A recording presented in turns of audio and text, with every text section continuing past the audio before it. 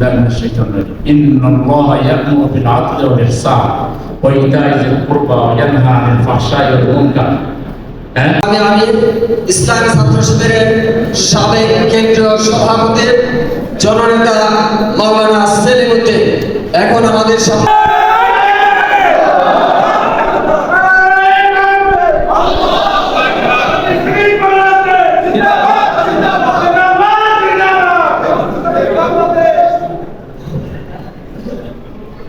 السلام عليكم ورحمة الله وبركاته.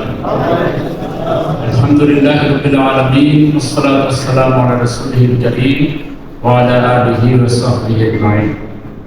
আমাদের প্রাণপ্রিয় শহীদি কাফেলা বাংলাদেশ জামাত ইসলামী ঢাকা মহানগর উত্তরের মিরপুর কাফরুল এলাকা কর্তৃক আয়োজিত সর্বস্তরের সম্মানিত উলামায়ে কেরাম, খতিব, ইমাম দেরকে নিয়ে আজকের এই মত বিনিময় সভার সংগ্রামী সভাপতি, মঞ্চ উপবিষ্ট এবং আমার সামনে বসা হযরত উলামায়ে কেরাম, এত সুনামধন্য খ্যাতিমান উলামায়ে কেরাম আছেন, এত পরিমাণ আছেন, এ সবাইকে নাম ধরে ধরে সম্বোধন করলে আমার যা টাইম আছে এখানে শেষ হয়ে যাবে। এই জন্য ভুলভ্রান্তি মাফ করবেন। আপনারা সবাই স্ব জায়গায় অত্যন্ত সম্মানধন্য এবং পরিচিত। আল্লাহ তাআলা সবার নেক হায়াত দান করুন। সম্মানিত উলামায়ে কেরাম, সুধী মণ্ডলী, আমরা একটা পরিবর্তিত পরিস্থিতিতে বাংলাদেশকে দেখছি। ঐতিহাসিক গণবিপ্লব হয়েছে, যে বিপ্লবের ব্যাপারে যারা আমরা আন্দোলন করছি গত কয়েক বছর, 17 বছর ধরে, কিংবা এই সদ্য যে ছাত্ররা আন্দোলনের ডাক দিল, আমরা সহযোগিতা করলাম। আমাদের কারো ধারণা ছিল না যে স্বৈরাচারের এত করুণ পরিণতি।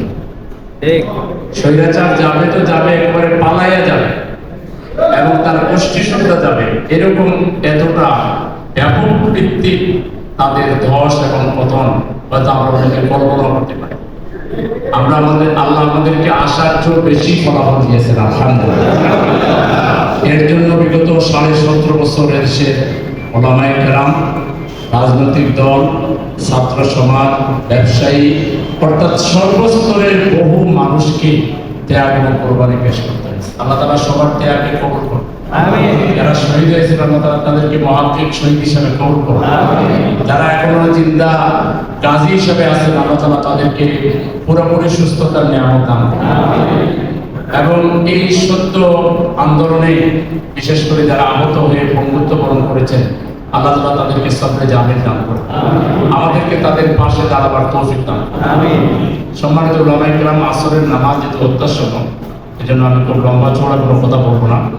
প্রথম কথা হচ্ছে, আমাদের সাহসী ছাত্র সমাজ এবং পরবর্তীতে ছাত্র জনতা মিলে আমরা যে বিপ্লব করলাম, যে বিজয় অর্জন হলো, এই বিজয়কে আমরা পার্মানেন্ট, স্থায়ী রূপ কিভাবে? এর আগে তো একবার স্বাধীনতা হয়েছিল 71 সালে, কিন্তু সেই স্বাধীনতা কিন্তু অর্থবহ করা যায়। স্বাধীনতা উত্তর যারা দেশ শাসন করেছিল তারা জাতিকে বহুদা বিভক্ত করেছিল, তারা জাতিকে বিভাজন করেছিল, তারা একদলীয় বাকশাল কায়েম করেছিল, তারা ঢাকা বিশ্ববিদ্যালয়ের বিভিন্ন হলের নামকরণ থেকে আল্লাহর নাম, রাসূলের নাম, দ্বীনের নাম বাদ দিয়েছে। তারা এখান থেকে দ্বীনকে বিদায় করার সকল চেষ্টা করেছে। সর্বশেষ এসে তারা চূড়ান্তভাবে তাদের পতন হয়েছে, তারা চলে গেছে।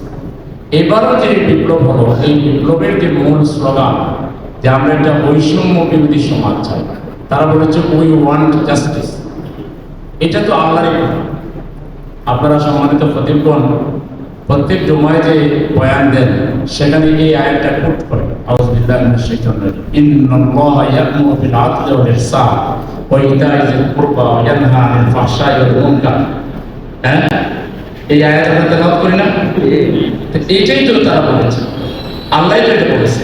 আল্লাহর নির্দেশ হলো ইন্নাল্লাহা ইয়া'মুরু বিল আদলি ওয়াল ইহসান, আদল কায়েম করা, সমাজের সর্বস্তরে ন্যায় বিচার কায়েম করা, এটা আল্লাহর নির্দেশ। তা আমাদের জাতির ছাত্র সমাজ, যাদেরকে মানুষ অন্য কিছু মনে করত, যেটা হলো সোশ্যাল মিডিয়ায় পড়ে থাকে, এরা হলো ইন্টারনেট যুগের লোক, এরা কিছু বোঝে না টোঝে না, এটা সেটা। কিন্তু এই ছাত্র সমাজের মুখ দিয়ে যখন আল্লাহ তাআলা এত বড় একটা বিপ্লবের স্লোগান বের করে দিলেন যে উই ওয়ান্ট জাস্টিস, তাহলে এখন তো আমাদের দায়িত্ব অনেক বেড়ে গেছে, এই জাস্টিসটা যাতে বোর্ড থেকে শুরু করে রাষ্ট্রের সর্বোচ্চ চূড়া পর্যন্ত, বঙ্গভবন পর্যন্ত সর্বত্র যাতে জাস্টিস প্রতিষ্ঠা করা যায়, তার জন্য বাস্তব পরিকল্পনা, বাস্তব কর্মসূচি আমাদেরকে নিতে হবে। ওলামা সমাজকে তো জাতির কাণ্ডারে বলা হয়। আমাদের জাতি এখনো একজন সাধারণ ইমাম, অত বড় আলেম না, কিন্তু মসজিদের ইমাম, তাকে সম্মান করে, তাকে সম্মান করে। তারা যখন